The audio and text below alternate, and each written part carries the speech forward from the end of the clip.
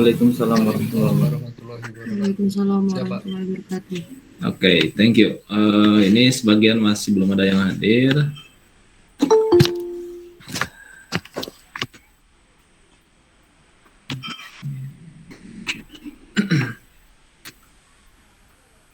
Oke, sambil menunggu yang lain, saya absen dulu aja ya. Abid, Siap hadir, Pak. Armanda, Arnelia, Siap hadir, Pak. Cindy,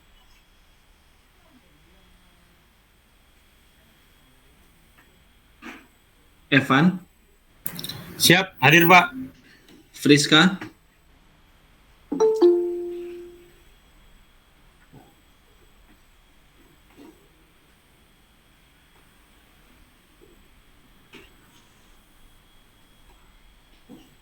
Handika, Siap hadir, Pak. Putu, Putu Yuda, Irhas, Siap hadir, Pak. Isandi, Kurnia, Siap hadir, Pak. Andre Jersey,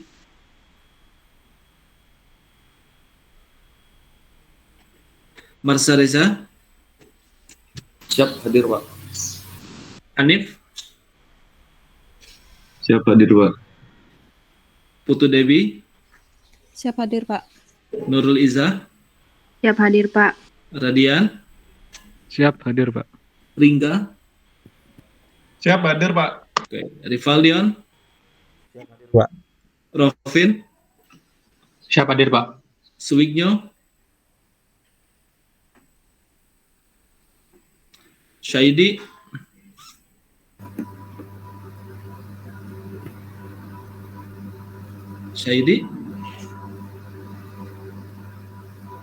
Ulir, Siap hadir, Pak.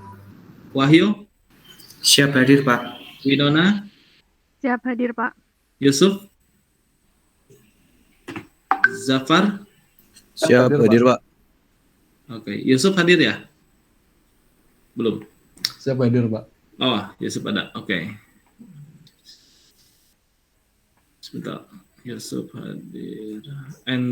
Andre Jersey, Siap hadir, Pak. ya, oke.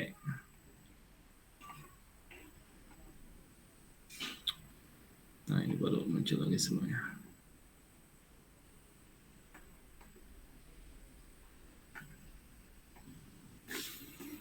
Armanda, Siap, Pak. Menjen hadir, Pak. oke. Cindy, Siap hadir, Pak. ya. Friska, Siap hadir, Pak. ya. Putu Yuda,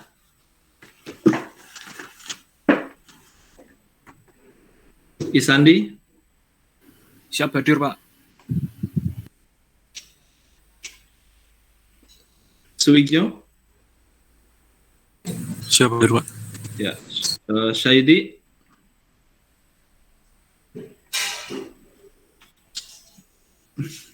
oke, tinggal Syaidi sama Putu Yuda yang masih di jalan.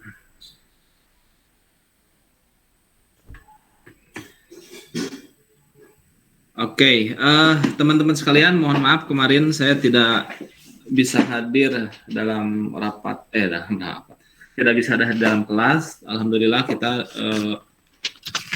diperkenankan untuk bisa hadir dalam kondisi sehat semuanya di sini ya, tidak ada yang dalam kondisi sakit. Kalaupun ada yang tidak fit kondisi badan, mudah-mudahan cepat diberikan sehat kembali dan pulih kembali. Baik, rekan-rekan semuanya, hari ini kita masih membahas terkait dengan sistem skala mesokonvektif. Kita lebih spesifik, agak spesifik. Oke, sebentar saya lihat agendanya. Slide show-nya.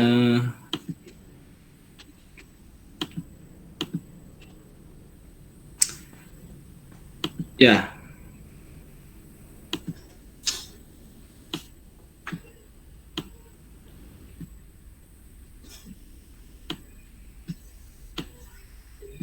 Kelihatan ya? Ya, hari ini saya akan memberikan bahasan, kita coba lebih applicable ya dalam mempelajari MCS, MCC. Jadi untuk konteks dalam hari ini kita coba spesifik membahas terkait beberapa jurnal yang membahas tentang MCC di wilayah Indonesia secara khusus ya. Nah, kalau bahasan tentang MCC di luar, saya kira nanti bisa kita lihat lebih dalam. Tetapi secara khusus coba kita melihat karakteristik fenomena MCC ini sebagai salah satu fenomena dalam skala meso yang sudah dilakukan oleh beberapa penelitian, termasuk juga rekan-rekan kita yang ada dari STMKG, kemudian termasuk dosennya dan beberapa orang di luar BMKG. Mungkin ini akan menjadi sangat bermanfaat bagi rekan-rekan semua karena bisa jadi nanti menjadi salah satu insight dalam hal mencari tema untuk kajian tugas akhir ya. Mengingat bahwa terkait dengan MCC tentu kajian-kajian yang lain sudah cukup banyak, referensi teoritis juga sudah cukup banyak, dan seperti yang kemarin ditugaskan di jurnal, pembahasan jurnal, resume jurnal, itu juga salah satu tujuannya untuk dapat menjadi rujukan ketika nanti teman-teman sekalian akan melakukan pembahasan tugas akhir mengenai MCC maupun dampaknya di salah satu wilayah khusus. Nah, sebagai salah satu gambaran di sini saya akan memberikan gambaran beberapa jurnal yang sudah melakukan secara khusus ya di beberapa wilayah di Indonesia, di Selat Kalimantan, di Papua, yang mungkin bisa menjadi ide lain gitu kan dalam pembahasan tugas nanti. Oke. Filenya bukan ini, jadi filenya itu nanti PDF-nya langsung dari jurnalnya. Nanti kalau yang kopi jurnal PDF-nya nanti saya serahkan ke Hanif untuk didistribusikan, tapi sementara kita lihat di sini apa-apa yang kita bahas nanti sudah saya highlight tentunya. Oke, saya close dulu ya.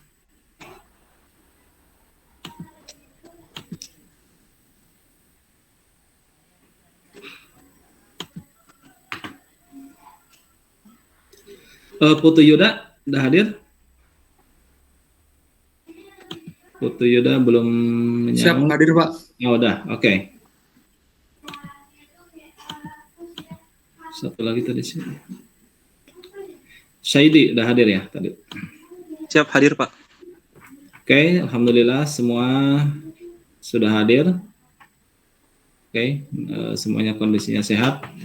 Oke, sekarang saya lanjut ke jurnal yang akan kita bahas ya. Mungkin ada 5 atau 6 jurnal yang bisa kita bahas satu-satu di sini. Mudah-mudahan cukup waktunya. Kalaupun tidak, kita bisa lanjut di lain kesempatan.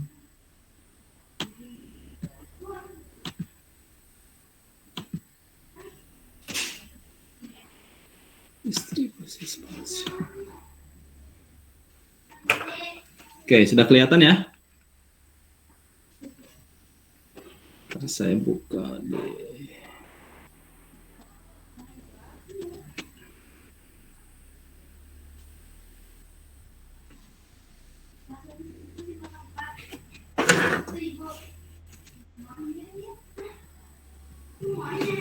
Sudah kelihatan belum ininya? Sudah Pak. Sudah Pak. Sudah Pak. Oke, sebentar.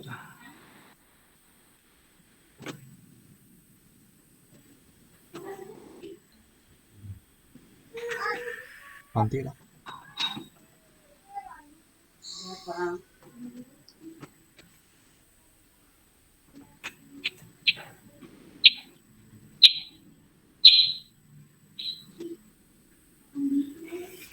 Salah. Bentar, saya join dengan HP juga supaya kelihatan tampilannya.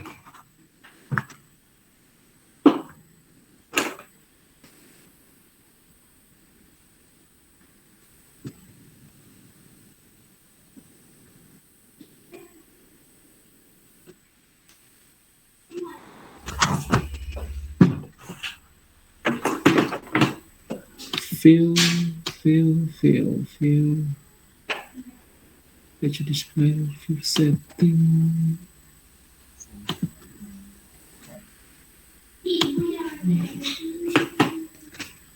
Kalau tulisan kecilnya kelihatan ya?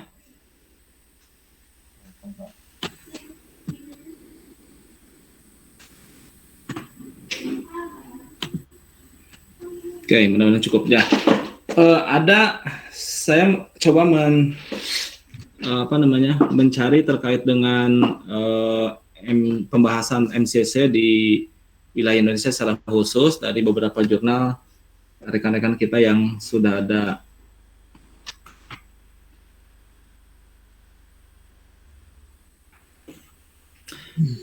melakukan kajian terkait dengan MCC di wilayah Indonesia. Nah, ini adalah mungkin para taruna udah tahu ya, Pak Ade Mulsandi, kemudian Ahmad Muhlis, ini jurnalnya di jurnal BMKG, Jurnal Meteorologi dan Geofisika tahun 2017, terbit bulan Maret. Penulisnya itu adalah Ahmad Muhlis dan Pak Ade Mulsandi, dosen STMKG tentunya, membahas terkait dengan distribusi spasial dan temporal mesoscale convective complex MCC di wilayah Indonesia selama periode MJO menggunakan citra satelit cuaca. Nah, jadi cerita besarnya ini, kajian dalam jurnal ini membahas terkait dengan distribusi spasial. Bagaimana sih distribusi MCC pada saat periode MJO? Kita tahu bahwa MJ itu kan salah satu fenomena atmosfer di mana dia berosilasi ya. Berosilasi itu bersirkulasi mulai dari Pasifik Barat, Samudra Hindia, masuk Indonesia, kemudian bergerak ke wilayah Pasifik Barat. Dari Afrika, dari Samudra Hindia, wilayah Indonesia, kemudian Pasifik Barat. Nah, ketika selama fase MJO aktif ini, jurnal ini membahas terkait atau menganalisis fenomena-fenomena MCC ketika periode MJO ini aktif. Oke, kalau kita lihat abstraknya dulu. Di abstraknya ini terlihat dalam mengidentifikasi MCC itu dia menggunakan, pertama ya, kita kalau bicara terkait dengan penulisan jurnal adalah bagaimana datanya. Citra satelit infrared. Nah, ini pemanfaatannya itu yaitu untuk menganalisis, mengidentifikasi bentuk MCC itu sendiri. Nah, nanti ada kriterianya nih. Jadi MCC itu memiliki kriteria tertentu berdasarkan Madok tahun 80 dan yang lainnya. Nah, dalam kajiannya ini dilakukan dalam satu periode MJO, yaitu dari fase 1 hingga fase 8, terutama pada tanggal 17 hingga 16 Februari. Jadi memang cukup lama, 1 bulan ya, kalau kita lihat 17 Januari hingga 16 Februari 2017. Oke, kalau dari hasil analisis secara resumenya diketahui bahwa MCC muncul sepanjang fase MJO. Jadi mereka menganalisis bahwa dari hasil analisisnya terdapat cukup banyak MCC pada periode fase MJO tersebut. Nah, berapa jumlahnya nanti kita lihat. Dan bagaimana caranya mereka mengetahui nanti kita lihat ada di bagian bawah.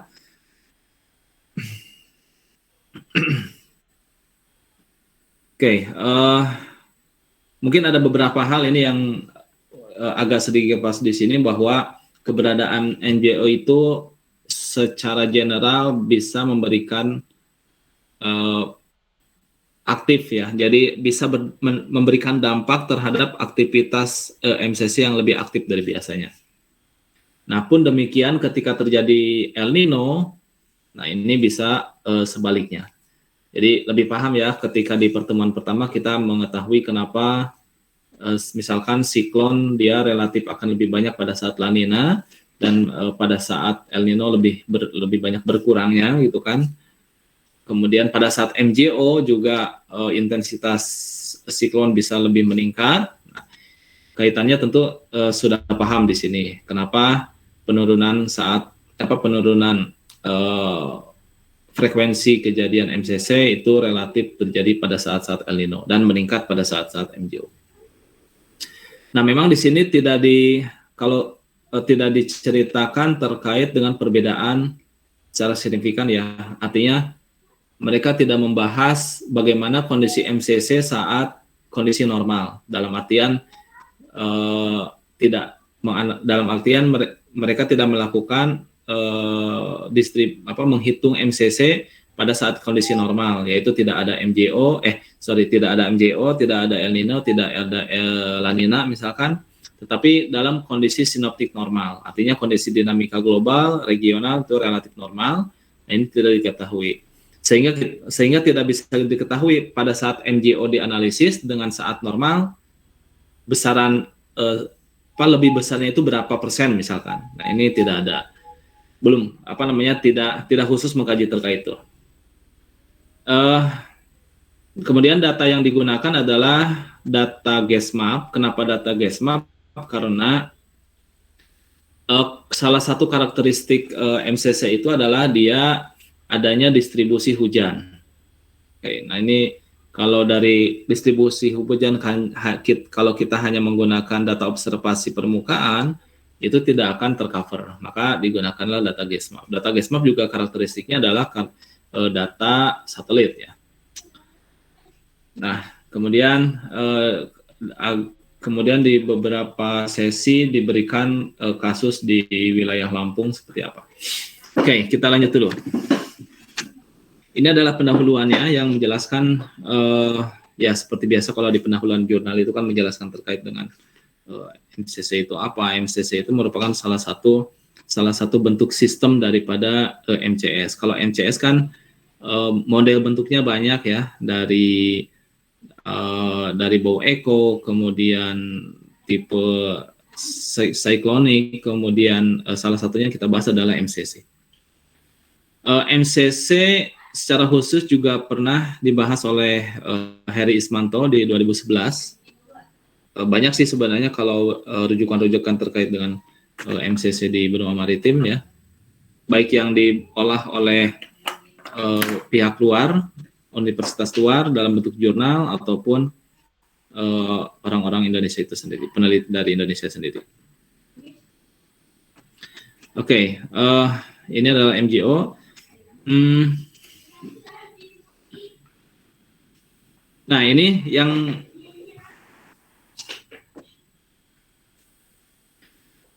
di MCC itu dikategorikan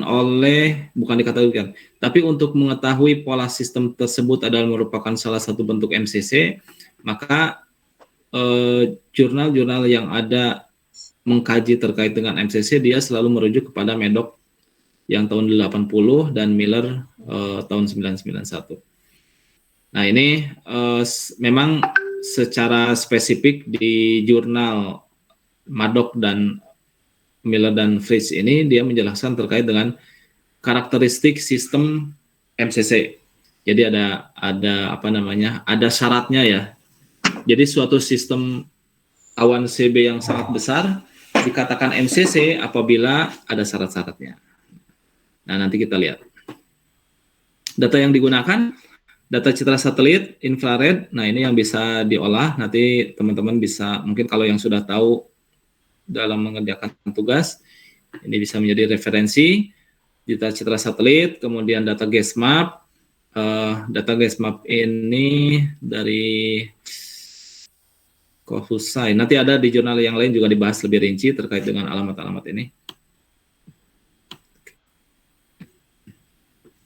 Kemudian data curahan observasi untuk membuktikan sebagai validasi data hujan. Nah, data MJO sebagai salah satu data untuk case. Nah, ini secara umum digunakan di benua maritim Indonesia. Oke, ini adalah metode penelitian yang biasanya sangat menarik bagi yang akan melakukan ini ya, bagi yang akan mengolah data yang sama atau mengkaji data yang sama. Yaitu data satelit. Data satelit yang disampaikan di sini citra yang menggunakan dari Kochi, data satelit dari Kochi. Sorry, ini tahun berapa ya kejadiannya itu? 2017. Oke, data satelitnya dari Kochi. Nanti bisa dicari lebih lanjut. Kemudian dirubah dikonversi dengan menggunakan dikonversi menjadi data suhu dalam Kelvin. Kemudian disimpan dalam Permatdat dan diproses dengan MATLAB. Nah, mungkin teman-teman sekalian sudah familiar dengan MATLAB ya, karena ini adalah bahasa programming yang relatif lebih gampang dan karena memang toolnya itu sangat banyak sekali, meskipun dari sisi biaya sangat mahal, tetapi dari sisi processing sangat lengkap dan komprehensif, sehingga banyak dosen maupun mahasiswa yang mengolah processing numeriknya dengan menggunakan MATLAB. Untuk visualisasi ya biasanya menggunakan grad, itu lebih gampang. Nah, kemudian menentukan selimut awan dengan kriteria suhu kurang dari 241 Kelvin dan jadi dalam struktur sistem konvektif ya, kalau kita membayangkan salah satu sistem konvektif awan CB, kalau di citra satelit IR itu kan kelihatan besar ya. Nah, kelihatan besar misalkan bulat katakanlah. Nah, tetapi ternyata komposisi daripada sistem awan tersebut itu ada yang namanya selimut awan, kemudian ada yang inti awan. Nah, inti awan itu ada yang di inner circle-nya, yang di luasan yang lebih dalam. Nah, ini inti awannya di sana. Nah, kita lihat nanti ada gambarannya sih, tapi nanti ini sebagai salah satu awalan bahwa selimut awan kriteria suhu puncaknya menunjukkan kurang dari 241 Kelvin dan di inti awannya kurang dari 217. Tiap grid diganti dengan 1 dan 0. Nah, ini adalah metodologi untuk mengkuantifikasi ya. Jadi si citra awan tersebut dibedakan antara yang memenuhi syarat dan tidak memenuhi syarat. Nah, ini tentunya untuk memudahkan dalam klasifikasi di MATLAB itu sendiri. Oke, nah ini cara menghitung luasan. Cara menghitung luasan yaitu kan kalau mencari luasan yang memenuhi syarat suhu. Nah, ini syarat suhu yang terpenuhi ini luasannya dihitung nih. Jadi dalam medok itu ada syarat khusus luasan suhunya, ada syarat khusus gitu kan. Dengan kategori selimut awannya lebih dari 100.000 km persegi atau konversinya antara sekitar 3.305 piksel dengan luasan inti awannya 50.000 km persegi atau sekitar 1.652 piksel. Nah, ketika kita mengolah data satelit, kita sudah mengetahui area luasan awan suhunya sekian, dan sehingga kita bisa mengidentifikasi mana yang area selimut awan, mana yang area inti awan. Nah, di sini kita bisa menghitung di dalam MATLAB tersebut luasan selimut awan tersebut. Nah, kalau piksel kan berarti kalau jumlahnya antara sekitar 3.305 piksel. Berarti kita bisa membayangkan kan kalau data interaja itu biasanya grid ya.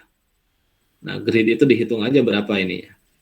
Oke, intinya adalah luasan areanya bisa diketahui dengan cara seperti ini. Kemudian mencari titik pusat. Nah, ini mencari titik pusat. Jadi syarat lain dari MATLAB itu adalah terkait dengan eksentrisitas. Jadi tingkat kebulatannya seperti apa. Jadi ketika kita sudah mengetahui area luasannya sekian, tetapi apakah memenuhi syarat juga terkait dengan bulatnya, gitu kan?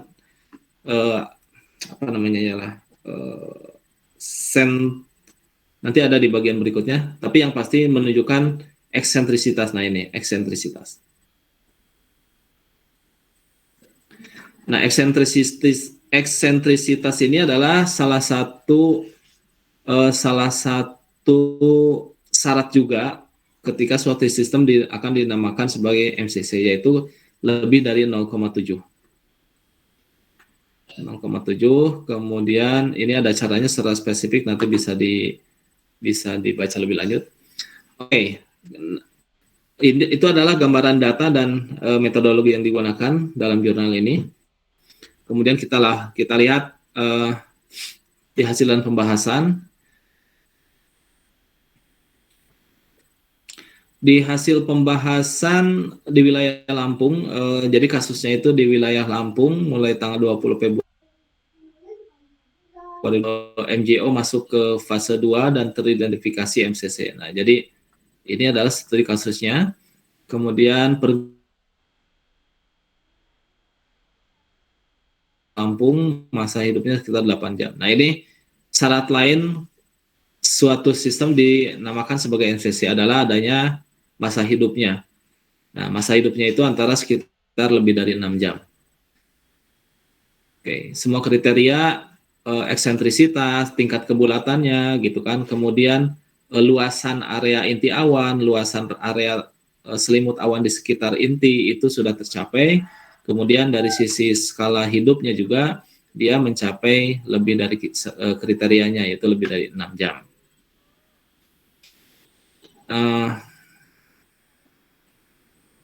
Oke, ini nanti bisa dibaca lebih lanjut. Nah, gambarannya seperti ini. Ini adalah gambar 2. Perkembangan MCC ini adalah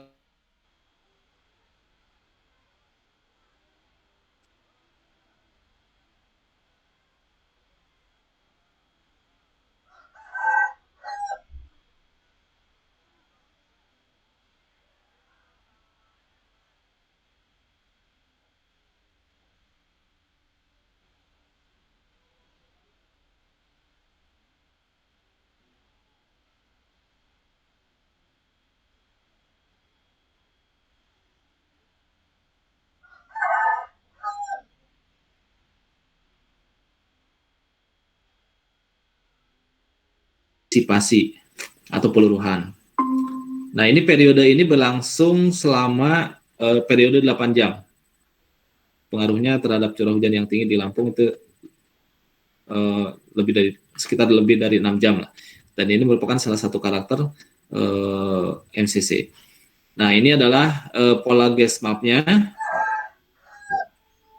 Distrik gas map-nya seperti ini. 17. Nah, kemudian di sini disebutkan bahwa curah hujan evolusi MCC dan mencapai tertinggi pada pukul 18 UTC, dalam artian antara pukul dini hari ya.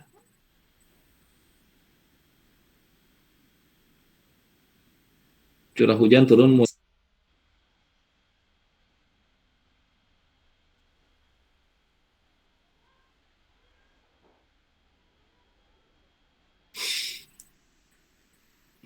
Oke, ini gambaran terkait dengan jumlah MCC yang terbentuk pada tiap-tiap fase MJO. Mereka mengidentifikasi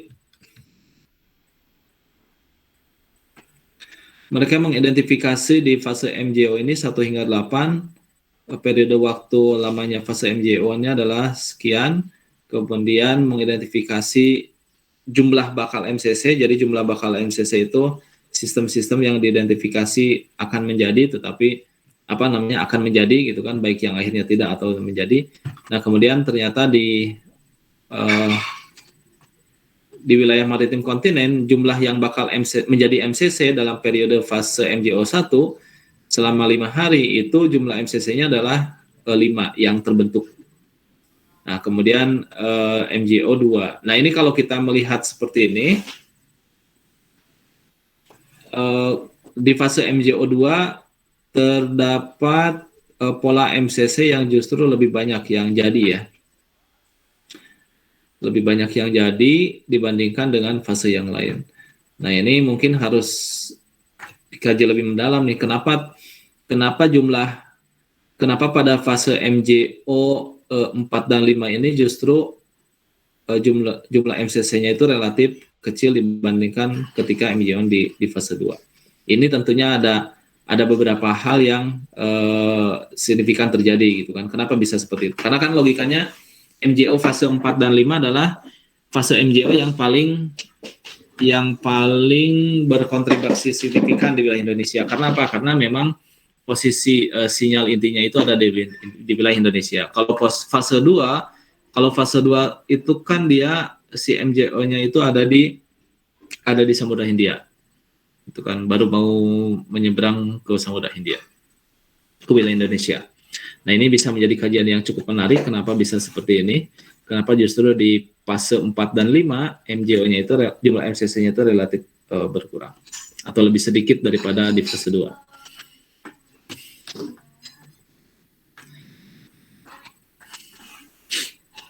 Nah, ini adalah distribusi titik spasial pusat MCC pada seluruh fase. Selama periode 1 bulan, Januari hingga 16 Februari, terlihat distribusi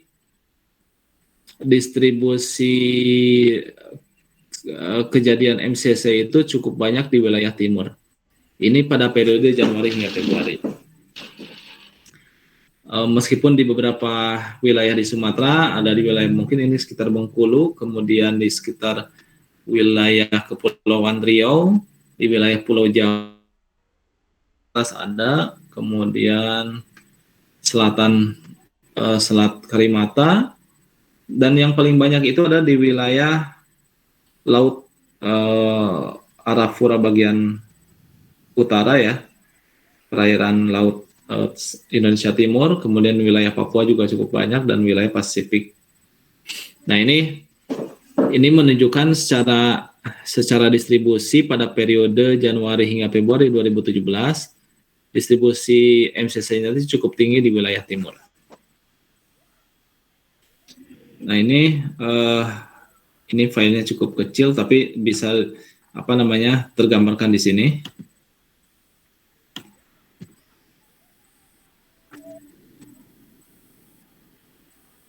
Oke, ini adalah jumlah MCC pada setiap periode MJO. Nah, kita lihat berbesar. Jadi fase 1, kemudian fase 2 ke arah kanan ya. Nah,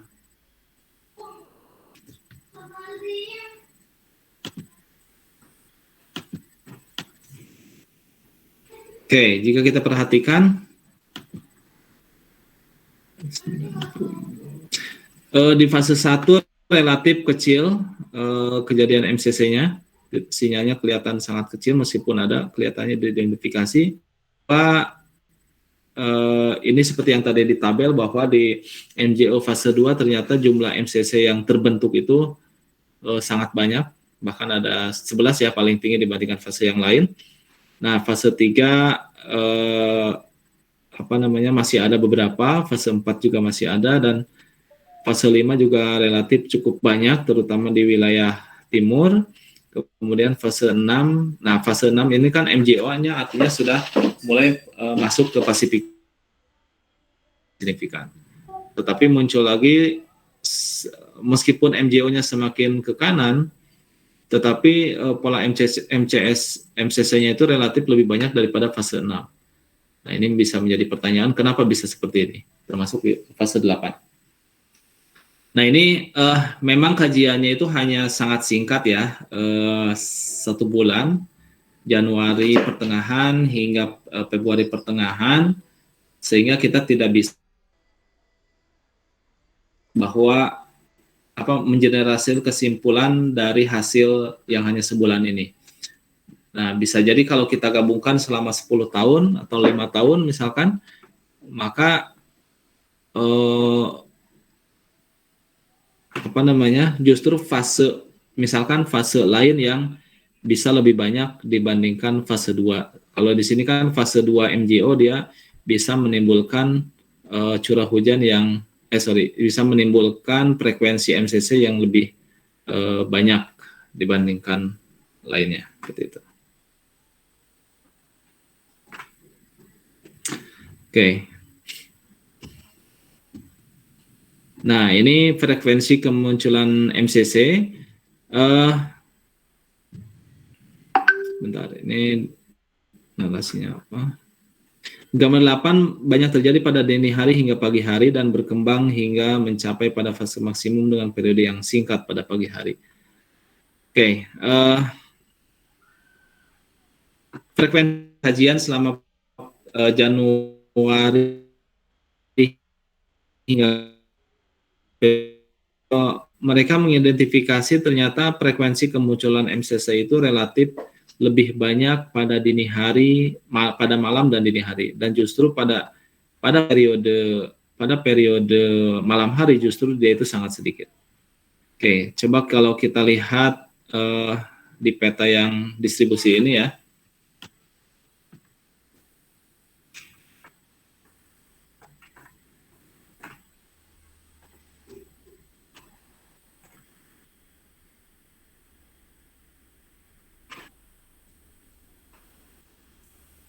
Oke, nah sekarang menjadi pertanyaan, kenapa tadi dinyatakan bahwa dari grafik itu kemunculan MCC itu relatif lebih banyak pada malam hari dan dini hari dibandingkan pada siang hari. Nah sekarang pertanyaannya, dengan melihat peta seperti ini, atau mungkin sumber yang lain, kenapa bisa seperti itu? Kira-kira ada yang bisa membayangkan nggak? Salah satu kuncinya itu adalah ada di sini. Salah satu kuncinya itu ada di peta ini. Oke, ada yang bisa jawab nggak? Tadi kan ada gitu diidentifikasi lebih banyak pada malam hari dibandingkan dengan siang hari. Dari siang hari itu malah grafiknya itu menurun jumlah MCC-nya dibandingkan dengan malam dan dini hari. Nah, sekarang kenapa itu bisa terjadi? Nah, salah satu jawabannya adalah dengan melihat peta ini. Silakan, ada yang mau beranalisis, menyampaikan analisisnya kenapa itu bisa terjadi seperti itu?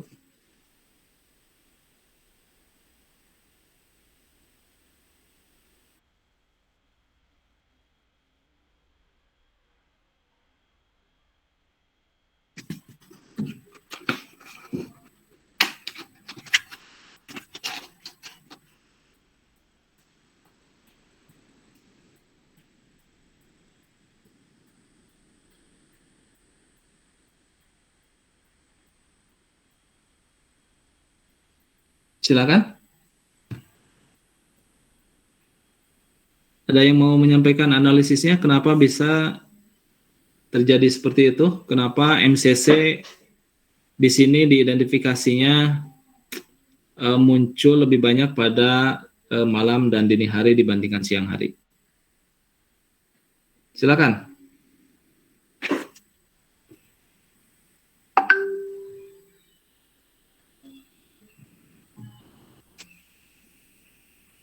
Kata kuncinya ada di distribusi ini. Kata kuncinya, jawaban kuncinya ada di distribusi spasial ini. Ingat dengan proses-proses sea breeze, mungkin nanti ada kaitannya dengan land breeze, di mana dia konvektif terjadi.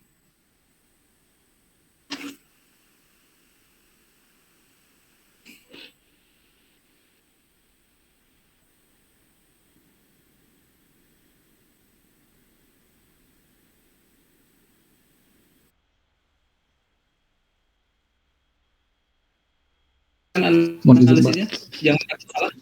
Ya, silakan, Yusuf. Izin Pak, dilihat dari distribusi spasialnya mungkin akibat pengaruh dari sirkulasi land breeze sama sea breeze pada dini hari, yang lebih dominan adalah sirkulasi dari sea breeze-nya.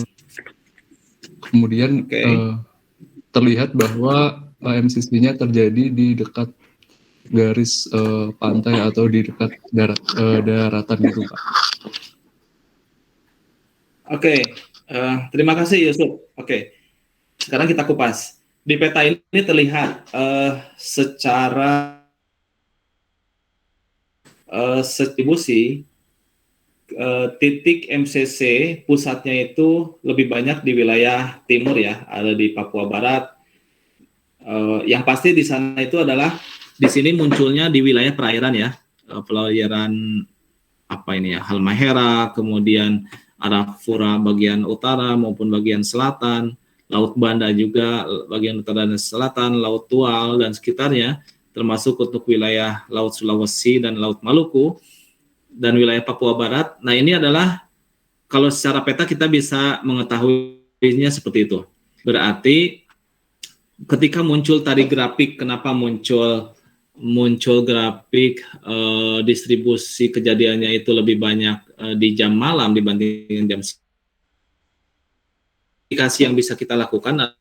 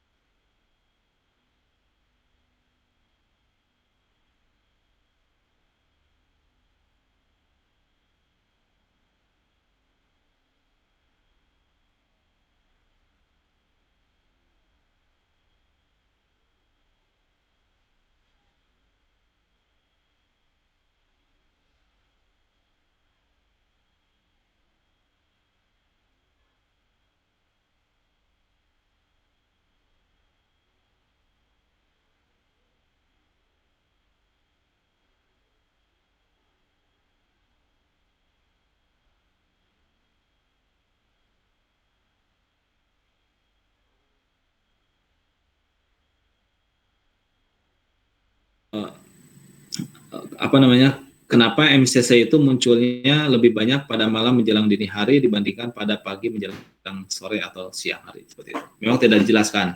Nah, tadi Yusuf sudah menjelaskan salah satu kata kuncinya adalah pola pembentukan konvektif di wilayah perairan, salah satunya adalah diakibatkan oleh pola konvektivitas yang mirip dengan pola sea breeze, land breeze seperti itu. Oke. Kita lanjutkan dulu. Ini sampai apa nih jurnalnya? Oke, jadi itu ya, dalam membaca jurnal, menganalisis jurnal, kenapa bisa seperti itu, kita bisa mengaitkan dengan kondisi dinamika secara teorinya. Nah, ini gambar 8 menunjukkan pada banyak terjadi pada dini hari dan berkembang hingga mencapai pada fase maksimum. Pak. Bapak belum ya, silakan. Bapak kenapa? Izin Pak, belum ya, sorry. Pak. Sorry. Saya record close.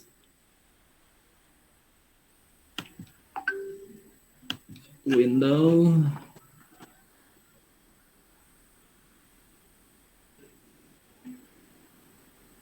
Oke, udah terlihat ya. Jadi seperti itu, kesimpulan umumnya seperti itu. Kemudian kalau pergerakan dia sangat sangat tergantung pada kondisi sinoptik anginnya seperti apa. Ya, sistemnya itu akan bergerak ke mana dan tergantung apakah pada saat angin baratan atau angin utaraan atau selatanan gitu. Oke, ini adalah jurnal pertama yang kita bahas.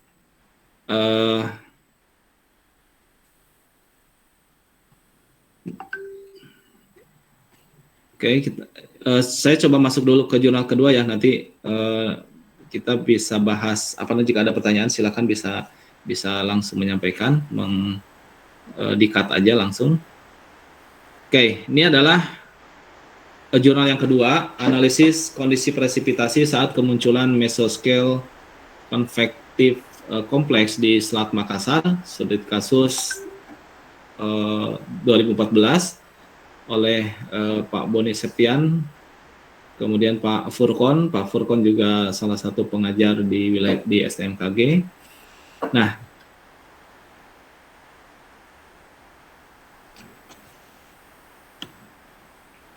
oke, tujuan yang ingin dicapai atau tujuan dalam abstrak ini adalah untuk mengkaji kondisi presipitasi saat terjadinya MCC di Selat Makassar. Kalau tadi secara general di wilayah Indonesia, tetapi secara spesifik ada di wilayah Lampung untuk case-nya.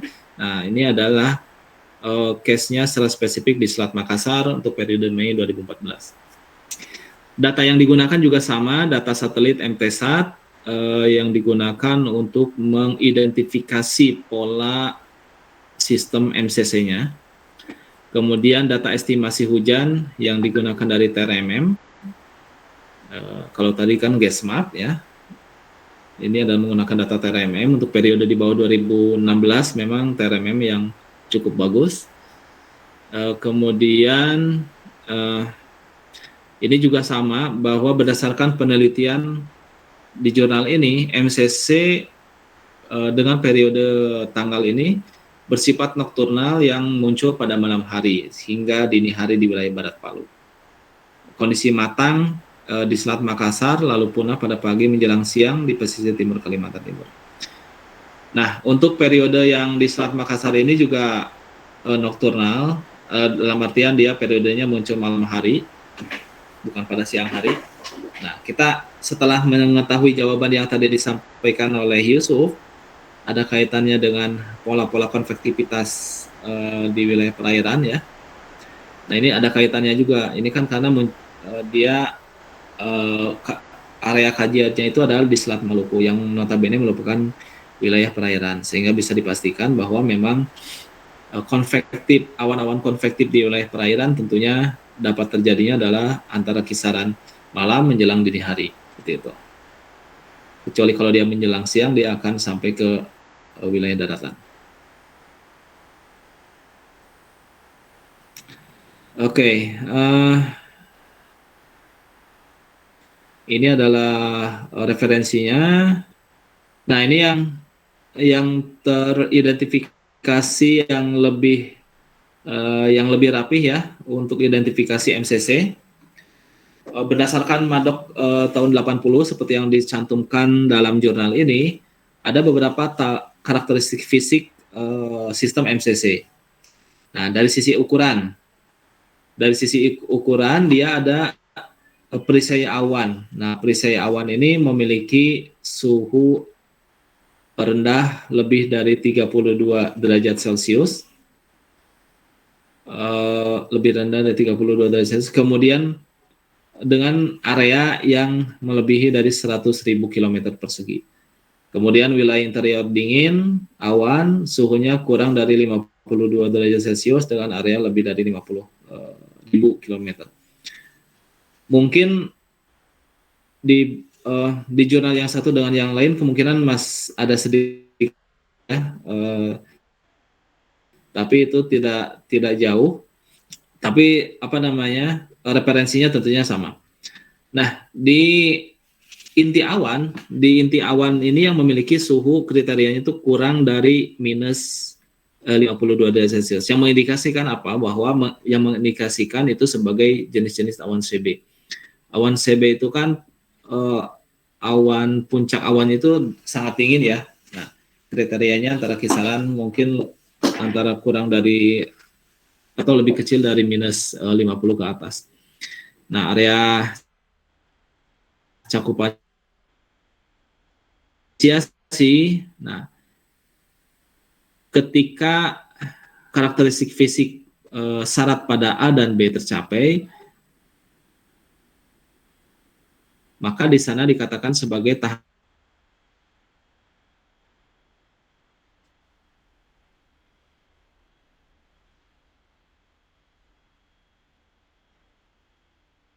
ini adalah ketika syarat A dan B ini adalah tercapai, artinya ukuran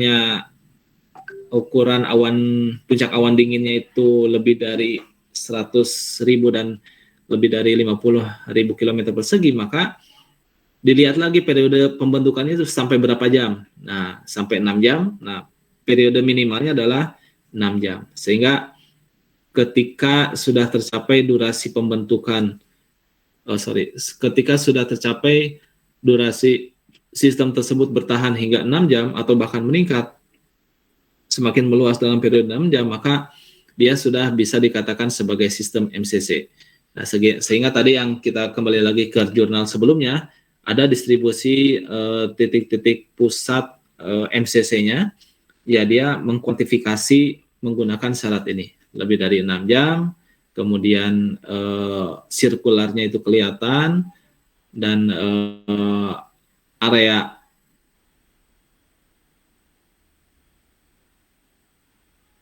luas.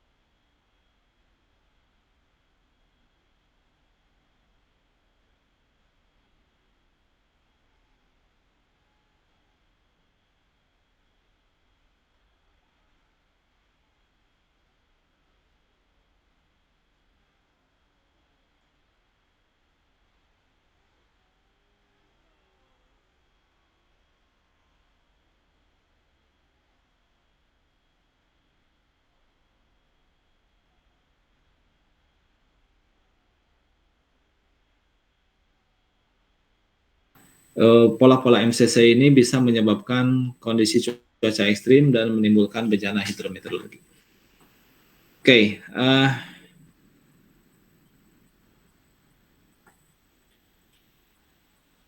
nah data yang digunakan dalam jurnal ini adalah menggunakan data MTSAT inframerah, kemudian menggunakan sama estimasi curah hujan, karena memang TRMM ataupun GESMAP itu memiliki karakteristik spasial yang sangat menguntungkan jika kita akan menganalisis curah hujan.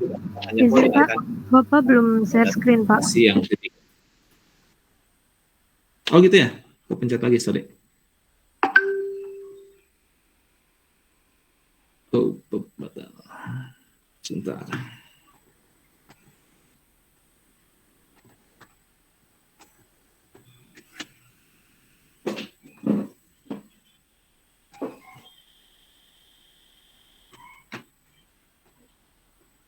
Oke, udah muncul ya.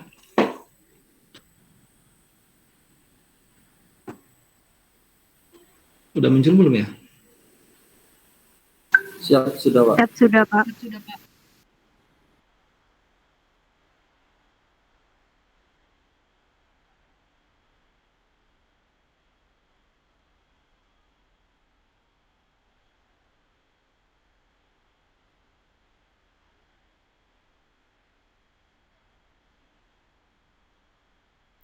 Halo.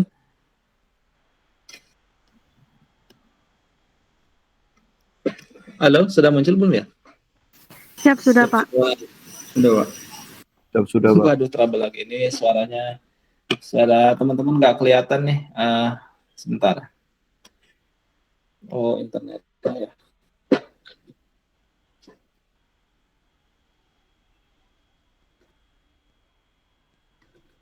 Bentar, bentar.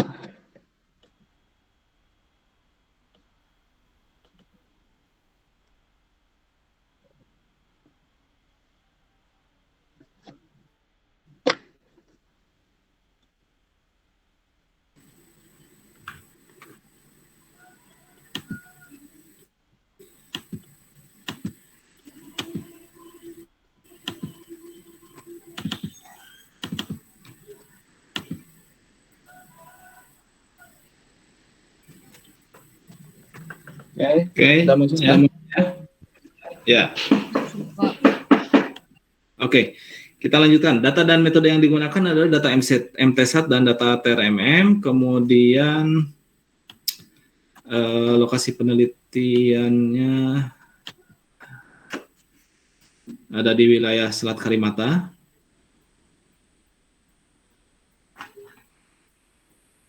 Nah, ini adalah sumber data yang bisa diolah, tapi mungkin bisa berubah karena alamatnya sudah cukup lama, ini tahun 2016. Tapi untuk data-data TRMM di sini ada alamat webnya, nanti bisa diolah. Kemudian volume presipitasi, bagaimana menghitung volume presipitasi yang tadi disampaikan, bisa mengetahui luasan wilayah, volume dalam satuan kubik, menghitungnya seperti apa, di sini juga dijelaskan terkait dengan rumusnya. Kemudian cara memvalidasi. Nah, cara memvalidasinya itu menggunakan syarat-syarat yang tadi di tabel ya, di mana suhu puncak awan lebih dingin dari 32 derajat Celcius dengan luasan 100.000 km persegi atau radius 180 km. Kemudian ada suhu puncak awan lebih dingin dari 52. Ini adalah yang bagian intinya yang tadi kita bahas. Ada bagian sabuk awan, kemudian ada bagian inti awan dengan luasan lebih dari 50.000 km persegi dengan radius sekitar 125 km. Nah, dari hasil citra satelit, kita bisa menganalisis periodenya berapa jam. Kalau sistemnya seperti itu, maka sudah bisa dipastikan itu adalah MCC. Karena dia sudah memenuhi syarat sebagian besar. Nah, kemudian cek juga eksentrisitas. Nah, yang tadi eksentrisitas itu seberapa besar, seberapa bundar pola awannya, sistem awannya. Kalau lebih dari 0,7, ya dia semakin bulat, semakin sempurna. Kalau nomor 1 kan semakin sempurna. Dengan nilai lebih dari 0,7 juga sudah cukup bagus sirkulasi polanya. Kemudian menggunakan pengolahannya, ya bisa menggunakan grads. Kemudian ini adalah metodologi untuk identifikasi sistem MCC baik dari suhu maupun dari eksentrisitas. Kemudian maka kita bisa membuat suatu kesimpulan seberapa besar seberapa yakin, seberapa valid sistem tersebut sebagai termasuk sistem MCC. Sebentar, ada telepon dulu ya. Bentar.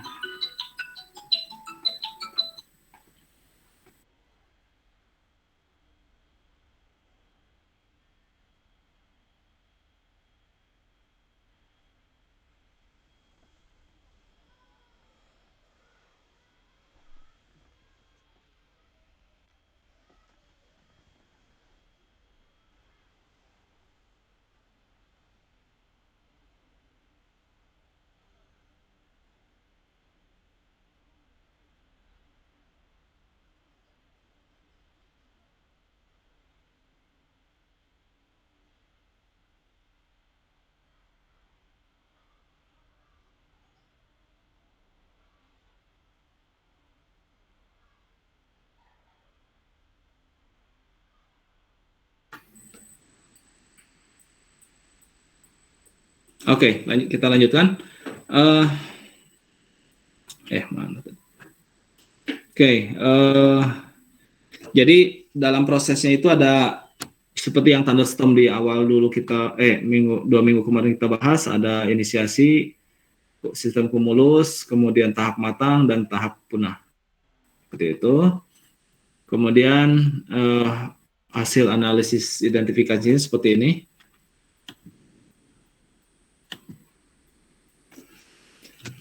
Identifikasinya seperti ini.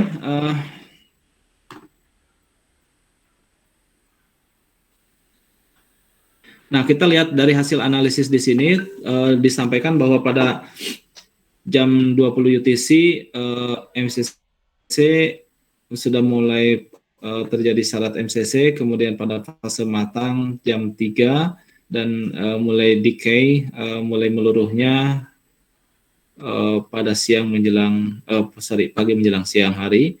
Nah, identifikasinya seperti ini. Ini adalah satelit ya. Jadi yang diidentifikasi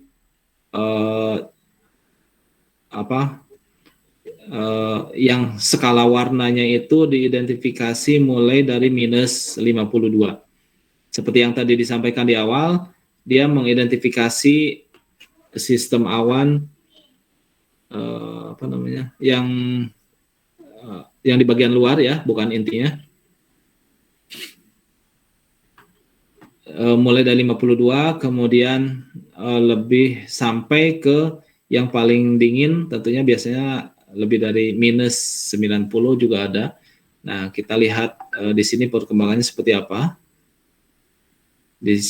Pola sirkularnya sudah mulai kelihatan di sini, eksentrisitasnya cukup tinggi, lebih dari 0,7, kemudian meluas dan mulai meluruh kembali seperti itu. Nah, jika nanti dalam periode dalam operasional mengidentifikasi ada pola-pola seperti ini, nah kita bisa berkeyakinan kalau dia berlangsungnya selama 6 jam itu bisa dipastikan salah satu pola dari MCC.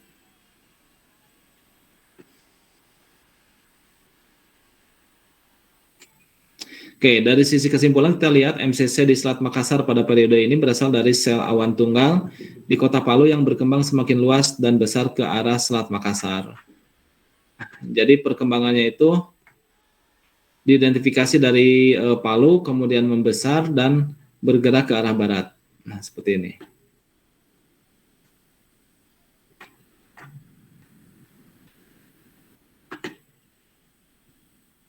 Nah, kemudian dengan menggunakan data presipitasi dari TRMM, kita juga bisa menghitung seberapa luas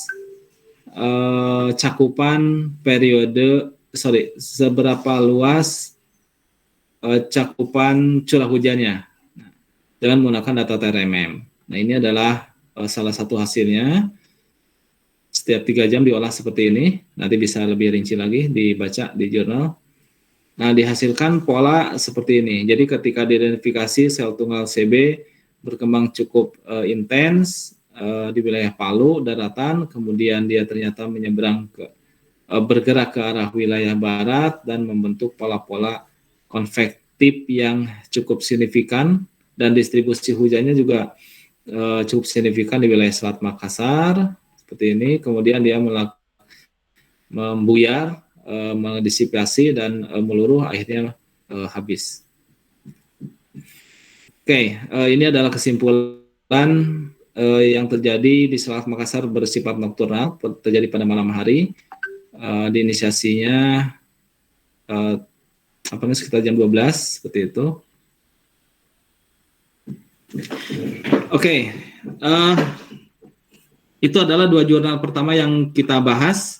Sebelum lanjut ke yang berikutnya, ada pertanyaan atau yang belum dipahami terkait dengan yang kita bahas ini? Sebelum kita lanjut, silakan.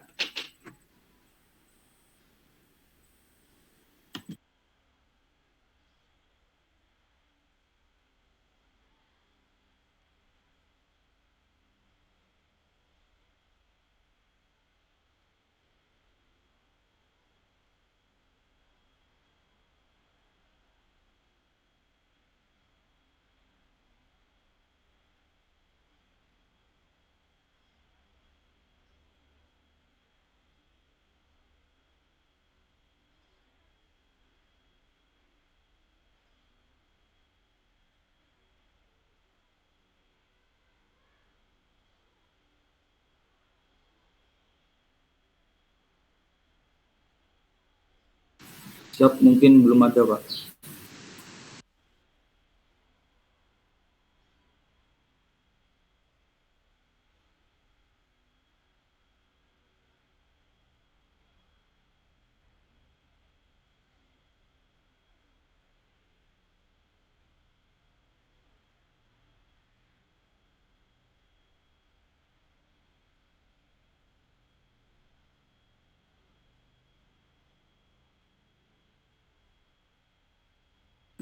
Oke, kita lanjutkan.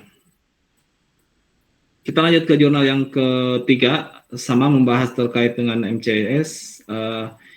Ini relatif lebih baru, studi kasus di wilayah Papua tahun 2018, dikaji oleh Ilham, Yosja, Ferdian, dan Pak Adi Mulsani.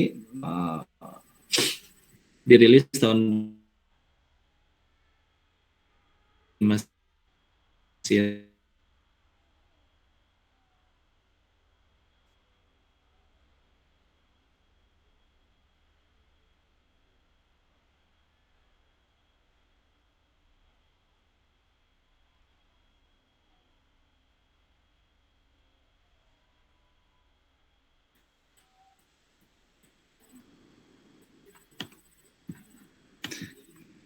Oke, tentu metodologi yang digunakan adalah sama, dengan syarat-syarat kejadian MCC juga relatif sama.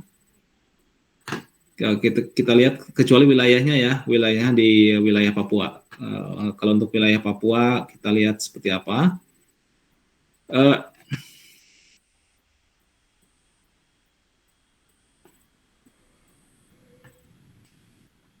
Nah, ini kalau dari sisi syarat, saya kira sama dengan yang tadi disampaikan di sini ya, karena memang sumbernya Madok sama, kita bisa lihat di sini ada ukuran perisai awan, kemudian ada interior awan itu sendiri, kemudian ada eksentrisitas. Nah, ini juga di jurnalnya sama seperti ini, karena memang referensi jurnal juga sama.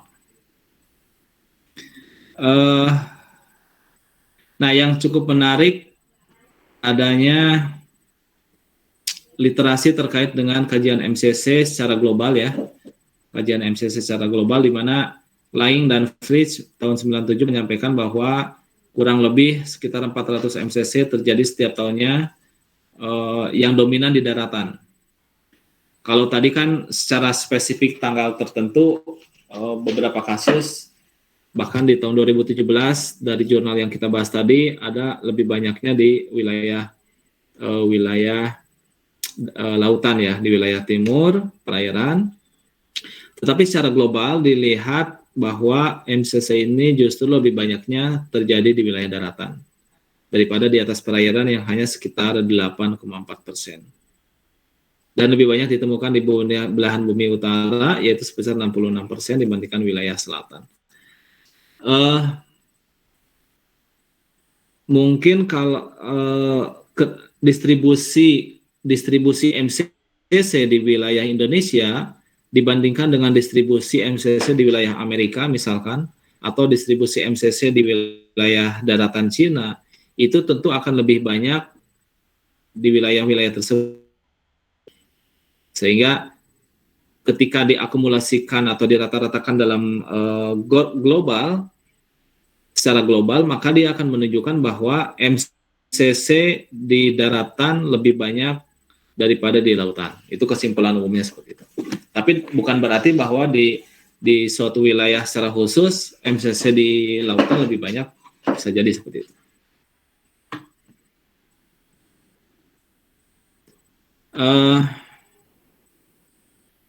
Di kajian Trismindianto 2018 juga menyampaikan bahwa MCC sering tumbuh di atas daratan dan dominan pada 9 daerah, seperti pesisir barat Sumatera, Kalimantan bagian tengah, Papua bagian selatan, dan lain-lain. Kemudian periode puncak MCC pada periode Maret, April, Mei. Nah, ini yang cukup menarik. Dari kajian Trismindianto ini tahun 2018, ternyata puncak MCC itu lebih banyak frekuensinya pada periode Maret, April, Mei. Kalau Maret, April, Mei kan relatif kita kenal secara umum itu sebagai pancaroba ya. Tapi memang karakteristik pembentukan awan-awan CB-nya cukup intens juga pada periode pancaroba.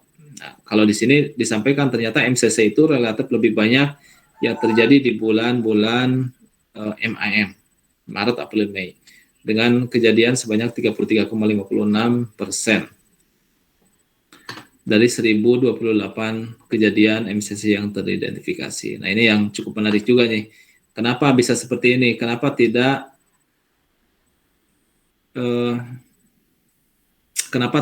pada periode DJF, Desember, Januari, Februari, yang notabene itu sebagai puncak hujan, gitu kan? Desember, Januari, Februari kan kita kenal sebagai periode puncak hujan di wilayah Indonesia secara umum. Nah, tapi ternyata MCC ini sendiri kejadiannya itu relatif lebih banyaknya justru pada periode-periode pancaroba, yaitu Maret, April, Mei. Nah, ini yang bisa menjadi pertanyaan yang harus dijawab ya, secara pola dinamika seperti apa, kenapa bisa seperti itu. Kira-kira ada yang tahu nggak kenapa bisa, ini gambaran umum aja ya, karena kita tidak mengupas jurnal Trismedianto itu sendiri, yang dia berkesimpulan seperti ini, karena di sini juga tidak dijelaskan kenapa di bulan MAM tidak banyak kejadian MCC relatif lebih banyak dibandingkan dengan bulan yang lainnya, katakanlah DJF sebagai puncak hujan. Mungkin di jurnal Trismedianto dijelaskan di sana, cuma saya belum baca jurnalnya secara langsung sehingga tidak bisa berkesimpulan apa yang dia simpulkan terkait dengan kesimpulannya ini. Nah, sekarang saya ingin melempar pertanyaan di sini ke teman-teman. Kira-kira kenapa bisa seperti itu? Kenapa MCC relatif lebih banyak terjadi di MAM dibandingkan dengan di DJF sebagai puncak musim hujan? Silakan, analisisnya bebas, yang penting make sense, masuk akal, dan jangan takut salah. Mungkin kalau bicara pernah mengikuti kuliah sirkulasi umum atau sirkulasi atau dinamika atmosfer, mungkin dikait-kaitkan aja nih, kenapa bisa seperti itu, karakteristik polanya.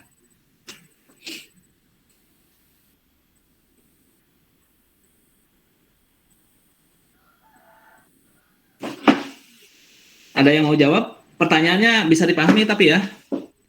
Pertanyaannya bisa dipahami. Nah, sekarang pertanyaannya kenapa bisa seperti itu? Pak, coba menjawab, Pak. Silakan, Nurul.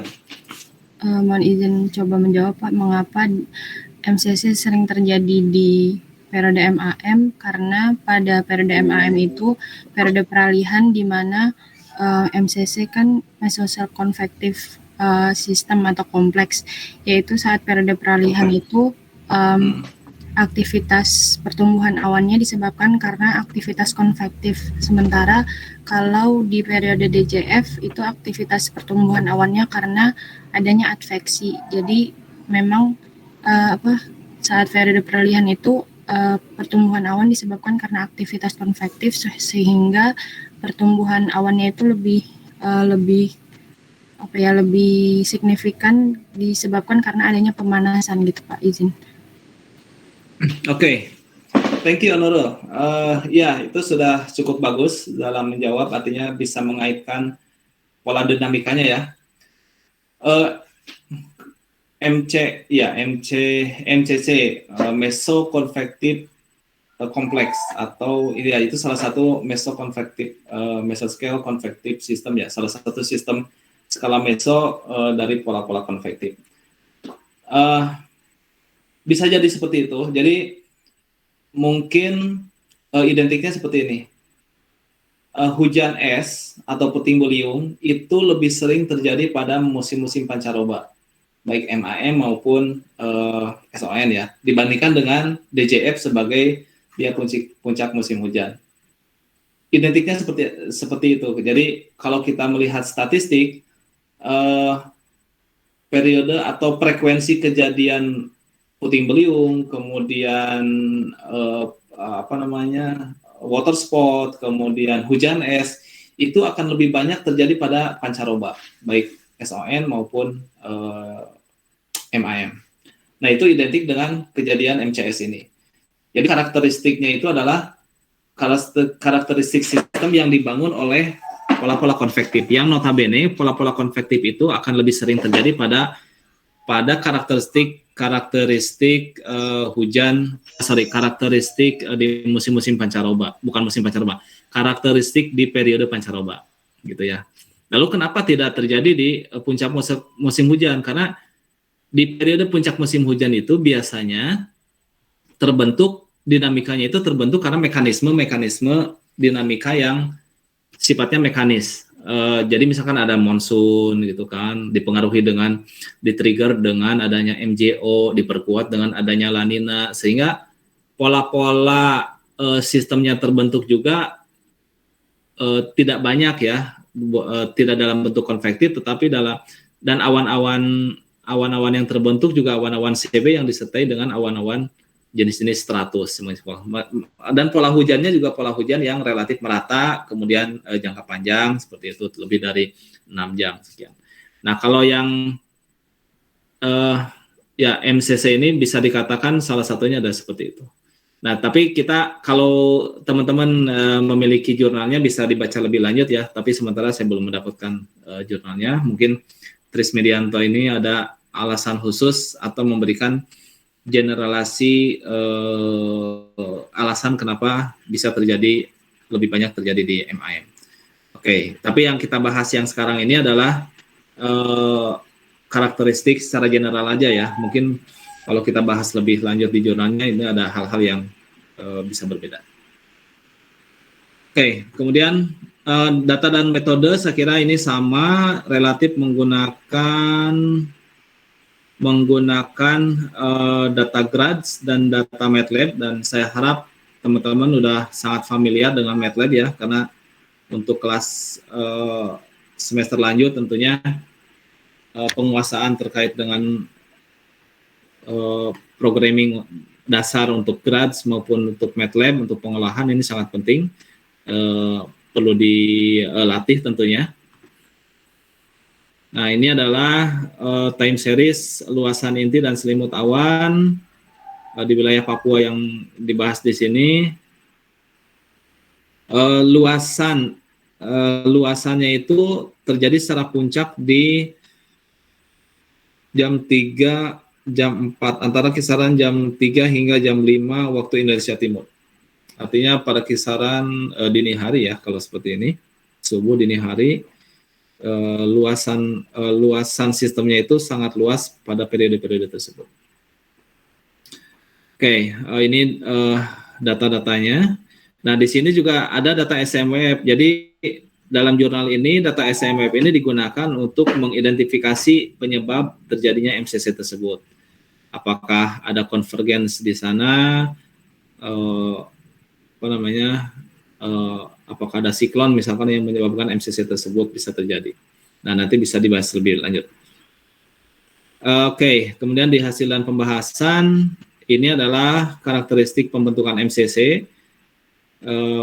Luasannya seperti apa, di sini juga sudah dicantumkan, tapi overall dia sudah masuk pada kategori bentuk atau sistem-sistem MCC. Nah, ini adalah gambaran spasial distribusi MCC-nya seperti ini.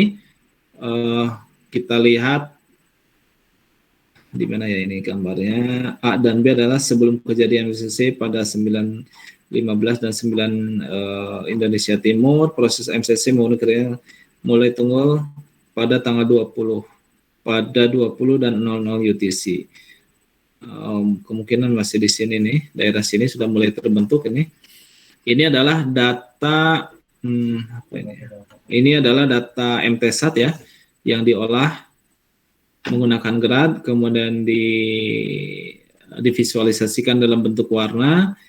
Ini bertahannya bisa lebih dari 6 jam. Kita lihat polanya sangat intens, membentuk bulatan, eksentrisitasnya tercapai. Nah, kalau dari citra satelit yang kita petakan seperti ini, kita bisa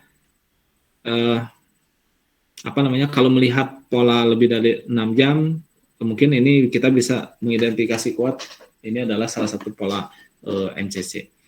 Nah, kalau kita gabungkan dengan stream lain, mungkin kita akan bisa memahami kenapa bisa terjadi pola-pola atau pembentukan awan yang bulat seperti ini. Nah, ini bisa kita identifikasi. Cuma sayang di sini tidak terlalu spesifik membahas penyebab kenapa MCC ini bisa terbentuk cukup intens di wilayah Papua bagian selatan ini, seperti wilayah Merauke dan sekitarnya. Nah, ini adalah data gas map-nya, menunjukkan kondisi yang sama, distribusi hujannya sangat luas, ya. Ini disampaikan MCC tersebut tumbuh dan berada di wilayah tersebut selama 14 jam. Berarti lebih dari setengah hari MCC tersebut terbentuk. 1, 2, 3, 4, ini ada 12. Nah, di sini diidentifikasi ada sampai 14 jam terbentuk. Kemudian ini adalah pergerakannya. Nah, ini adalah distribusi luas daerah hujan untuk masing-masing rentang hujan dan panjang daerah hujan yang disebabkan oleh MCC. Ini adalah periode waktunya. Kita lihat dengan curah hujan lebih dari 30 mm, mulai puncaknya itu terjadi pada 03 dini hari, kemudian sampai ke 06. Nah, ini periode tampilan distribusi curah hujan, kejadian curah hujan. Ini adalah kondisi atmosfer yang diolah dari data SMWF untuk mengidentifikasi vektor angin yang seperti apa. Nah, kalau kita perhatikan di sini ada seperti sirkular, ya. Di sini masuk dari wilayah Tenggara atau Timur, kemudian di wilayah Papua. Terus kita di atas Merauke ini dia kan ada satu sirkular, dia bersirkulasi di sini. Dan biasanya memang pola-pola MCC ini kalau dia kondisinya seperti ini bisa dipastikan biasanya akan ada pola-pola sirkulasi yang mengumpul di sana.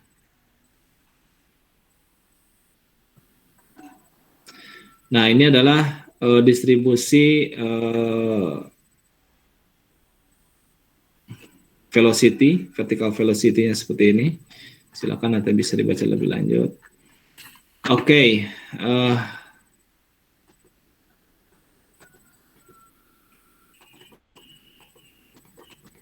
Oke, seperti itu yang di jurnal yang ketiga. Nah, ini juga sama, di jurnal yang keempat. Terkait kalau ini secara khusus ada di Selat Karimata kajiannya. Oke, kita tidak. Nah, ini yang mungkin kita tidak membahas dari awal karena secara umum relatif sama, ya, seperti syarat, kemudian cara ngolah data yang dipakai. Tapi ini yang ingin saya tampilkan dari hasil pengolahannya seperti ini. Dari beberapa jurnal sebelumnya tidak ditampilkan secara rinci bagaimana pengolahan data satelitnya, ya, mulai dari tanggal, kejadian, jam, periode waktunya seperti apa, eksentrisitasnya berapa, pembagian inti MCC dan selimut MCC-nya itu dibagi, pikselnya, luasnya, posisi intinya di mana. Ini relatif lebih lengkap. Gitu. Ini relatif lebih lengkap sehingga kita bisa membayangkan kita akan mengolah data mengkaji MCC dengan menggunakan metode yang sama. Ini akan menggampangkan kita karena metodenya sudah terlihat lah. Jadi kita tidak usah membayangkan. Nah, ketika kita sudah mengolah data satelit dengan menggunakan GRAD maupun MATLAB, kita bisa mengetahui periode waktu tentu. Kemudian kita bisa mengetahui pola eksentrisitas, tingkat kebulatan daripada pola MCC-nya seperti apa. Kalau dia kriterianya sudah lebih dari 0,7, itu kategori satunya bisa dikatakan memenuhi syarat. Kemudian luasan daripada inti MCC-nya berapa, kita bisa mengidentifikasi, tuliskan di sini semua, posisi intinya ada di mana. Untuk selimut MCC-nya juga kita bisa tampilkan di sini semua. Kemudian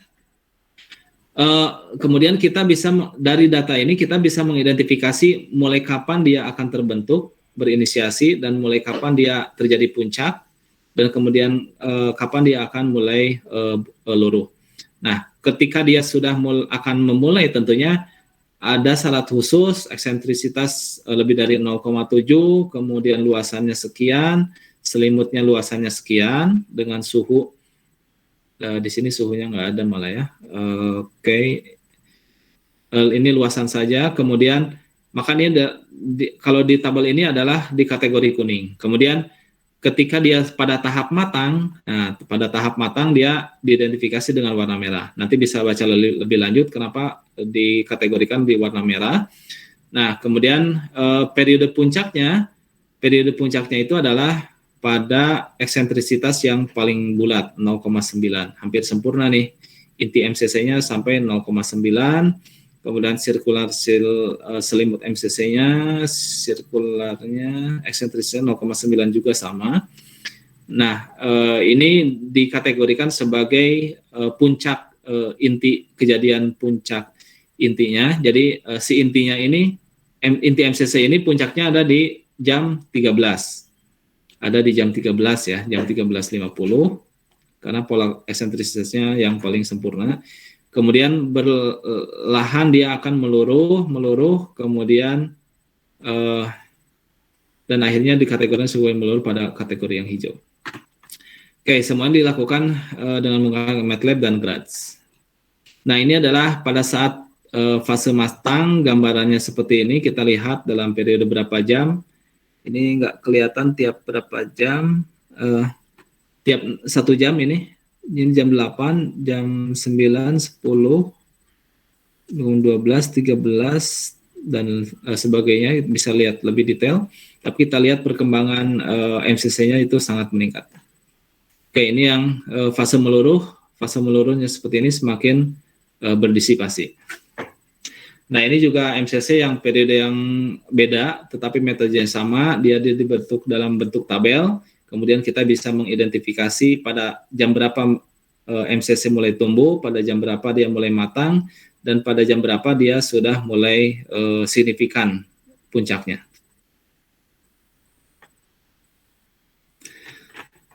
Oke, secara keseluruhan ini adalah analisis data radar dan kesimpulan. Oke, mungkin teman-teman sekalian seperti itu yang bisa saya sampaikan hari ini. Kita mereview jurnal yang harapan saya sih ini bisa dimanfaatkan untuk teman-teman sekalian sebagai insight atau ya insight baru dalam ketika nanti akan mencari tema untuk ini ya, tema untuk tugas akhir terkait dengan MCC di wilayah mana. Karena dari sisi kajian ini sudah sangat banyak referensinya, dan secara persyaratan juga, artinya persyaratan pembentukan MCC juga sudah sangat bisa diolah dengan sangat baik. Pemanfaatan data juga relatif sangat mudah karena dia menggunakan data satelit yang notabene sangat mudah didapatkan. Kemudian nanti tinggal effortnya itu adalah cara mengolah. Kalau sudah menguasai MATLAB, meskipun dasarnya cara mengolahnya sudah bisa, kemudian GRAD juga menampilkan sudah bisa. Nah, ini sudah sangat cukup advance sekali untuk mengolah data-data seperti ini. Sebelum saya akhiri, mungkin ada pertanyaan, silakan bisa disampaikan.